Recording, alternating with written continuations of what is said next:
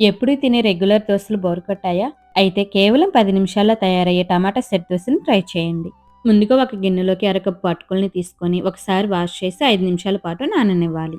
ఇప్పుడు ఒక mixie jar తీసుకొని 2 కప్పులు ఉప్మా రవ్వ, అది సూజీ రవ్వ అంటాం కదా అది తీసుకోండి. నెక్స్ట్ ఇందులోనే అరకప్పు గోధుమ పిండి, 4 టమాటాలని ఇలా ముక్కలుగా కట్ చేసి వేసుకోండి. ఇప్పుడు ఇందులో ఒక ఇంచు అల్లం ముక్క, 4 ఎండుమిరపకాయలు, అరకప్పు పెరుగు, 1 టీ స్పూన్ జీలకర్ర, రుచికి తగినంత ఉప్పు, మనం నానబెట్టుకున్న అటుకులను వేసి కొంచెం కొంచెంగా నీళ్ళని వేసుకుంటూ బాగా మెత్తగా గ్రైండ్ చేసుకుని ఒక బౌల్లోకి తీసుకోండి.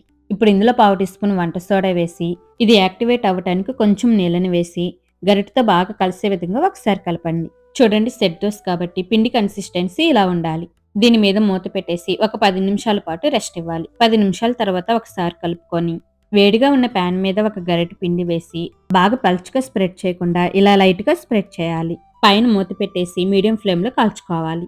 అంతే అండి, instant tomato set dosa ready.